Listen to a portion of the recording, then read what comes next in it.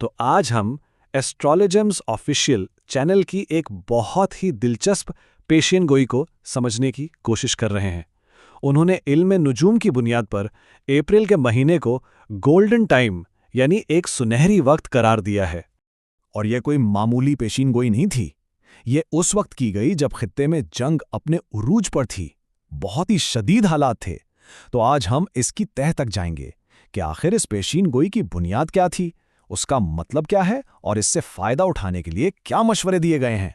چلیں تو دیکھتے ہیں کہ آج ہم کیا کیا جاننے والے ہیں۔ سب سے پہلے لکی اپریل کیوں، پھر دیکھیں گے کہ 20 اپریل کو ایسا کیا خاص ہے، کریئر اور پیسے پر کیا اثرات ہوں گے، ذاتی زندگی اور صحت کیسی رہے گی، اور آخر میں کامیابی کے لیے کیا ہدایات دی گئی ہیں۔ تو سب سے پہلا سوال یہی اٹھتا ہے کہ آخر اس لکی اپریل کی وجہ کیا ہے، اس ساری پیشین گوئی کی بنیاد کیا ہے؟ تو ماخذ کے مطابق اس کی کہانی شروع ہوتی ہے مہینے کے شروع میں ہونے والی ایک بہت بڑی سیاروی تبدیلی سے۔ دیکھیں، 8 اپریل سے پہلے مریخ، جسے علم نجوم میں تنازع کا سیارہ مانا جاتا ہے، حالات میں تناؤ پیدا کر رہا تھا، جنگ عروج پر تھی۔ لیکن پھر 8 اپریل کے بعد مریخ شرف میں آ گیا، جو کہ ایک بہت ہی پازیٹیو پوزیشن ہے، اور اسی کے فوراً بعد جنگ بندی کا اعلان ہو گیا۔ تو نجومی کا دعویٰ ہے کہ ان دونوں واقعات میں سیدھا تعلق ہے، اور یہ کہ اس کی پیشن گوئی وہ پہلے ہی مارچ میں کر چکے تھے۔ اچھا، تو جنگ بندی تو ہو گئی، لیکن یہ تو صرف شروعات تھی۔ اصل جو گولڈن ٹائم ہے نا، اس کا آغاز 20 اپریل سے بتایا جا رہا ہے۔ یہ ہے اصل ٹرننگ پوائنٹ۔ اس ٹائم لائن کو دیکھیں تو پورا سلسلہ سمجھ میں آتا ہے۔ 8 اپریل کو مریخ کے شرف میں آنے سے امن کی ابتدا ہوئی، اور پھر 20 اپریل کو جب سورج برج تور میں داخل ہوا تو اصل گولڈن سیزن کا آغاز ہوا، یعنی اب آگے ترقی اور مواقع کا ایک نیا دور شروع ہونے والا ہے۔ تو سب سے اہم سوال، اس گولڈن ٹائم کا مطلب کیا ہے؟ اس کا عام زندگی پر کیا اثر ہوگا؟ پیشین گوئیوں کے مطابق کئی برجوں کے لیے کریئر، پیسوں اور ذاتی زندگی میں بہت بڑی اور مثبت تبدیلیاں آنے والی ہیں۔ چلیں سب سے پہلے بات کرتے ہیں کریئر اور پیسے کی۔ ماخذ نے خاص طور پر برج جدی، اسد، میزان اور سنبلہ کے زائچوں کا تجزیہ کر کے بتایا ہے کہ ان کے لیے بے شمار مواقع کھلنے والے ہیں۔ اگر پروفیشنل لائف کی بات کریں تو کہا جا رہا ہے کہ یہ وقت ترقی کے لیے بہترین ہے، پروموشن اور تنخواہ میں اضافے کے امکانات ہیں، نئی نوکری مل سکتی ہے، یہاں تک کہ بین الاقوامی موقع بھی، بزنس میں اچھی ڈیلز، نئی پارٹنرشپس اور ساتھ ہی ساتھ عزت اور شہرت میں بھی اضافے کا امکان ہے۔ اور جہاں تک پیسے کی بات ہے تو یہاں بھی خوشخبری ہے، اچانک مالی فائدے ہو سکتے ہیں، آمدنی کے نئے ذرائع کھل سکتے ہیں۔ جن لوگوں کو ماضی میں نقصان ہوا تھا ان کے لیے نقصانات کی تلافی کا بھی موقع ہے۔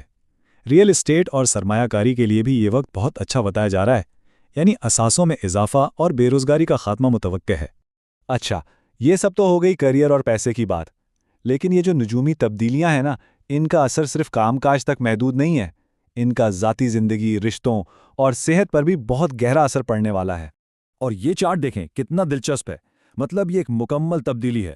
خود اعتمادی میں اضافہ ہوگا، خاندانی رشتے مضبوط ہوں گے، طلباء کے لیے سیکھنے کے عمل میں بہتری آئے گی، اور جو لوگ صحت کے مسائل سے دوچار تھے ان کے لیے بھی صحت یابی کی امید ہے۔